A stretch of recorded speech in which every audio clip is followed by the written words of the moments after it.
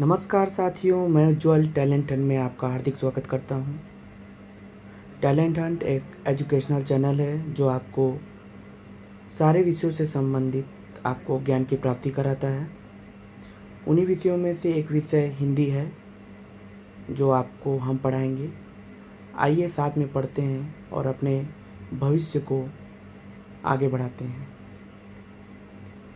आगे बढ़ने से पहले आप हमारे चैनल को सब्सक्राइब करिए, लाइक करिए और बेल आइकन पे प्रेस करिए, जिससे आपको हमारे सारे नोटिफिकेशन समय पर मिल सके कि हिंदी भाषा और हिंदी व्याकरण किन किन एग्ज़ामों में पूछे जाते हैं।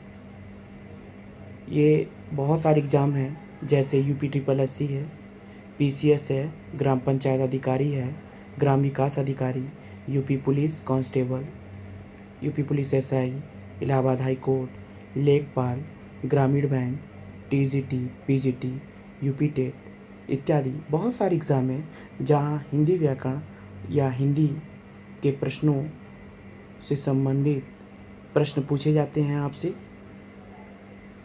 ज़्यादा समय न लेते हुए आगे बढ़ते हैं। तो हमारा पहला प्रश्न है, मार शब्द पर्यायवाची है। जादू का, स्वर्ण का, अधम का, अनंग का। तो मार शब्द पर्यायवाची है वो है अनंग का। तो मार शब्द के बहुत सारे पर्यायवाची है, जैसे अनंग, कंदर्प, कामदेव, मनोज, रतिनाथ, मदन, रतिपति। नेक्स्ट क्वेश्चन, हिंदी वर्णमाला की स्वर की कुल संख्या कितनी है? तो हिंदी वर्णमाला में स्वरों की कुल संख्या कितनी है? 10, 11, 12, 13। तो हिंदी वर्णमाला में स्वरों की कुल संख्या है ऑप्शन नंबर बी 11। तो हिंदी वर्णमाला में स्वरों की कुल संख्या कौन कौन सी है जो 11 है?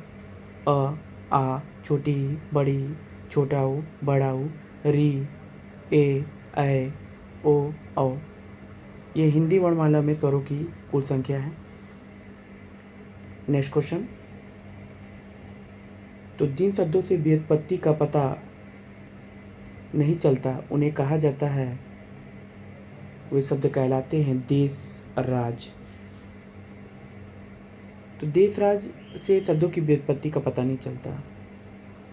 तो शब्दों की व्युत्पत्ति का पता किससे चलता है? तत्सम शब्द से, तद्भव शब्द से, संकर शब्द से। तो शब्दों की व्युत्पत्ति का मतलब क्या होता है? विशेष उत्पत्ति, जहाँ से शब्दों की उत्पत्ति हुई है। अब तत्सम शब्द किसे कहते हैं? ऐसे शब्द जो संस्कृत के मूल रूप हिंदी में प्रयुक्त हो उसे ही तत्सम शब्द। अगर संक्षेप रूप में कहा जाए तो तत्सम शब्द को ही संस्कृत शब्द कहते हैं। तद्भव शब्द वे शब्द जो प्राकृत, पाली, अपभ्रंश से होते हुए हिंदी में प्रचलित हो, जैसे अखाड़ा, आंसू। तो तद्भव शब्द हिंदी के शब्द हैं संक्षेप में कहा जाए तो। और संकर शब्द क्या होते हैं? ऐसे शब्द जो दो भाषाओं के शब्दों से मिलकर बने उसे ही संकर शब्द कहते हैं। नेक्स्ट क्वेश्चन, संकर शब्द का अर्थ है ऑप्शन ए तत्सम शब्द, ऑप्शन बी तद्भव शब्द, ऑप्शन सी विदेशी शब्द, ऑप्शन डी दो भाषाओं से के शब्दों से मिलकर बना शब्द। तो संकर शब्द का जो अर्थ है, तो इसका सही आंसर होगा ऑप्शन डी, दो भाषाओं के शब्दों से मिलकर बना शब्द। तो संकर शब्द किसे कहते हैं? जो दो भाषाएं, जो अलग अलग दो भाषाएं होते हैं, अगर उन शब्दों को मिला जाए और जो नए शब्द बनेंगे उन्हें ही संकर शब्द कहेंगे। जैसे वर्ष प्लस गाठ बराबर वर्षगांठ। तो यहाँ पहला जो वर्ष है वो किस भाषा का शब्द है? संस्कृत भाषा का। और गाठ किस भाषा का शब्द है? हिंदी भाषा का। तो संस्कृत और हिंदी भाषा का सामंजस्य या संयुक्त किया गया तो वर्षगांठ बना। तो इस प्रकार दो अलग अलग भाषाओं को जब मिलाएंगे और जो नया शब्द बनेगा उसे ही हम संकर शब्द कहेंगे। इसी प्रकार यहाँ आपको विदेशी शब्द दिख रहा होगा। तो विदेशी शब्द किसे कहते हैं?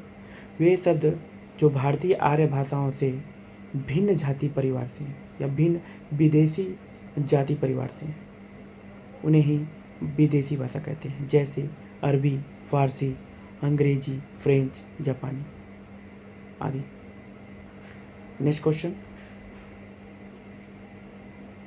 तो किसी कठिन शब्द को स्पष्ट करने के लिए किस विराम चिन्ह का प्रयोग होता है? ऑप्शन ए विवरण चिन्ह, ऑप्शन बी निर्देशक, ऑप्शन सी कोष्टक, ऑप्शन डी उपविराम। तो किसी कठिन शब्द को स्पष्ट करने के लिए ऑप्शन सी कोष्टक चिन्ह का प्रयोग होता है।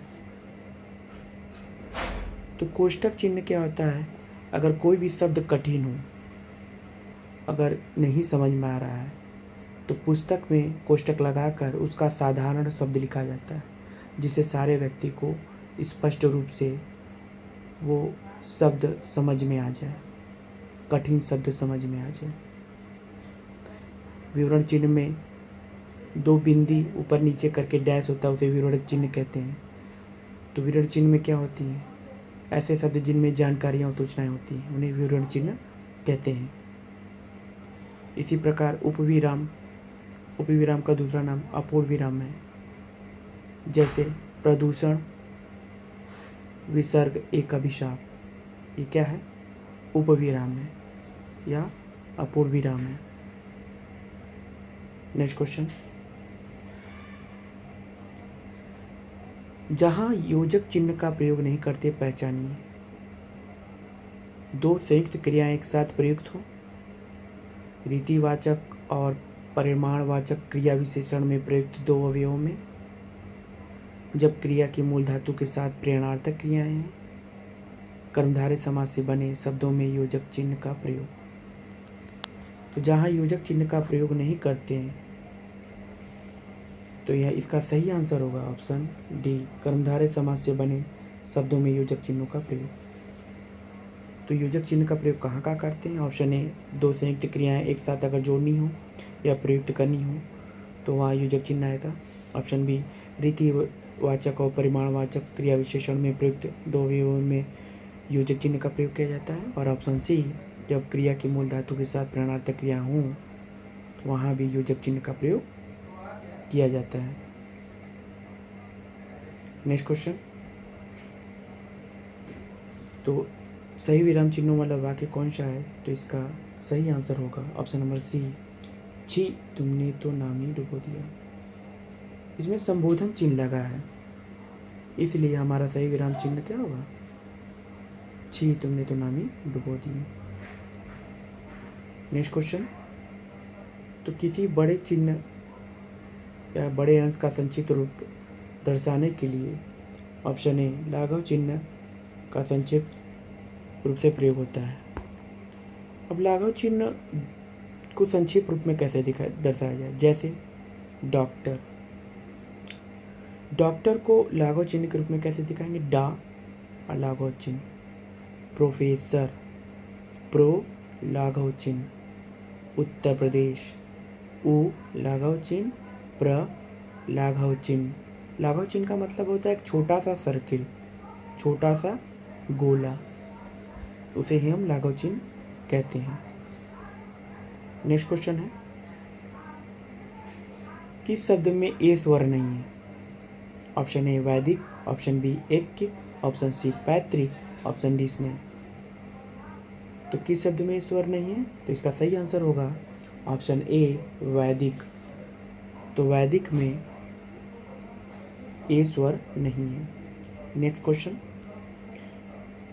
बिडौजा शब्द का पर्यायवाची शब्द बताइए। तो बिडौजा शब्द का पर्यायवाची शब्द क्या होगा? ऑप्शन ए नक्षत्र का, बी अप्सरा का, सी इंद्र का, डी पत्थर का। तो बिडौजा शब्द का जो पर्यायवाची शब्द होगा वो है ऑप्शन नंबर सी, इंद्र का।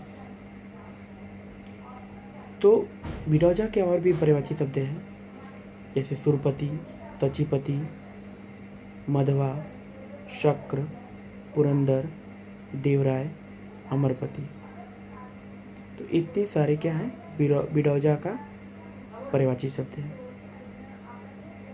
नेक्स्ट क्वेश्चन, न्यून शब्द का विलोम है। ऑप्शन ए अधिक, ऑप्शन बी नवीन, ऑप्शन सी नवगीत, ऑप्शन डी नगर। तो न्यून शब्द का विलोम क्या होता है? इसका सही आंसर है ऑप्शन ए अधिक। तो न्यून शब्द का एक और विलोम होता है जिसे कहते हैं अन्यून। इसी प्रकार नवीन शब्द का विलोम क्या होगा? प्राचीन। और नगर शब्द का विलोम होगा गांव। नेक्स्ट क्वेश्चन,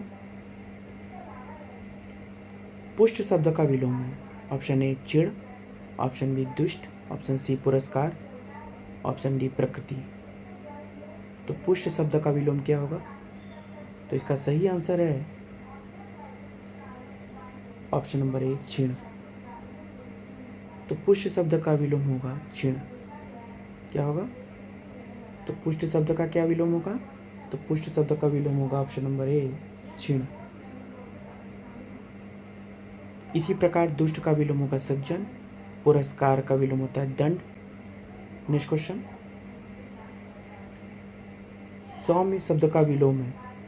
ऑप्शन ए सौभाग्य, ऑप्शन बी उग्र, ऑप्शन सी शत्रु, ऑप्शन डी दुराशय। तो सौम्य शब्द का जो विलोम है ऑप्शन नंबर बी उग्र। सौम्य शब्द का विलोम क्या होता है? उग्र। इसी प्रकार सौभाग्य शब्द का विलोम होगा दुर्भाग्य, शत्रु का विलोम मित्र और दुराशय का सदाशय। नेक्स्ट क्वेश्चन, अनभिज्ञ का विलोम है। ऑप्शन ए अज्ञ, ऑप्शन बी प्रज्ञ, ऑप्शन सी अभिज्ञ, ऑप्शन डी अविज्ञ। तो अनभिज्ञ का विलोम है। तो अनभिज्ञ का क्या विलोम होता है? तो इसका सही आंसर है ऑप्शन नंबर सी अभिज्ञ। इसी प्रकार अज्ञ का विलोम होता है विज्ञ। नेक्स्ट क्वेश्चन, इनमें से तुरंग शब्द का पर्याय है। ऑप्शन ए बाजी, ऑप्शन बी अंबुधर, ऑप्शन सी विजन, ऑप्शन डी किंकर। तो तुरंग शब्द का पर्याय क्या है? ऑप्शन ए बाजी। तो तुरंग शब्द के और भी पर्याय हैं जैसे घोड़ा, घोटक, अश्व, सैंधव है। इसी प्रकार किंकर शब्द के भी पर्यायवाची होते हैं जैसे नौकर, सेवक, दास। आशा करते हैं कि आपको ये वीडियो बहुत ही अच्छा लगा होगा और आपके लिए बहुत लाभदायक भी यह होगा। आप हमारे वीडियो को पसंद करते हैं तो हमारे चैनल को सब्सक्राइब करिए, लाइक करिए और शेयर करिए। तो इसी प्रकार हम अपनी क्लास को यहीं समाप्त करते हैं। जय हिंद, जय भारत।